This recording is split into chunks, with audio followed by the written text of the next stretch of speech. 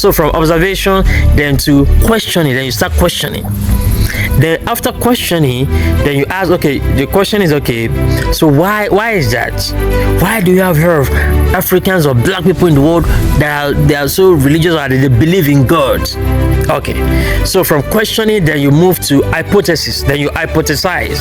So hypothesis is like, okay, you want to have like an educated guess or prediction that, okay, no, maybe if you make some findings, maybe it could be due to because something okay, maybe it could be due to because because they were the first sort of humans that were living on Earth, and then they could not have any other thing to connect to apart from the supernatural, or was it also because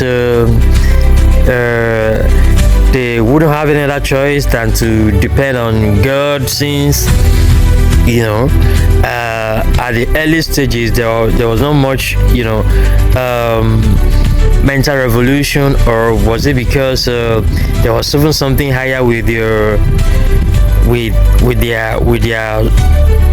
brain structure, in terms of how their conscious and the subconscious mind are wired, because the subconscious mind now is connected to the supernatural, and in Africans the subconscious mind is more prominent.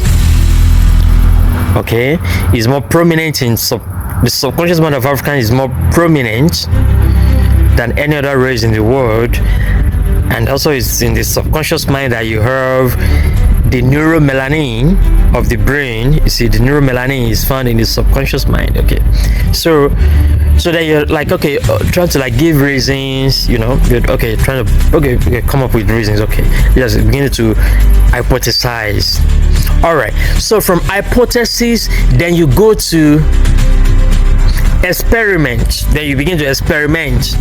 So there you want to get more facts. You want to prove your hypothesis. You want to verify your hypothesis, whether it is, because then you can have a list of things that could be the reason. All right, you could have a list of things that could be a reason. Okay, now with your experiment, you're gonna collect data and then justify and get evidence for your educated guess, for what you have hypothesized. You see, so when you go on an experiment now, then you want to find out, okay, with our experiment, so let's get some data to really justify what we have observed and hypothesized. Okay, so when you start collecting data, then you start processing the data, then you start putting the ideas together and all that. Then from your experiment, then you go to inference. Then you make inference.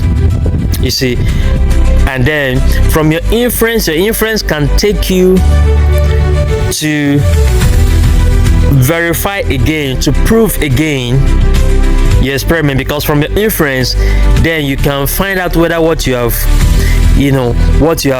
guessed, like what you have hypothesized, is true or not. So if it is true, that means the experiment can be conducted again, over and over and over again, and it will give you the same results. Because that's the thing, because with your scientific method, if it is true and it's not false, because that's what scientific method is going to help you to do, whether your hypothesis is true or not. Because it is when your hypothesis is verified that it becomes a theory, and then from being a theory, if it has lasted for a long time, then it becomes a law. You see, then it becomes a law.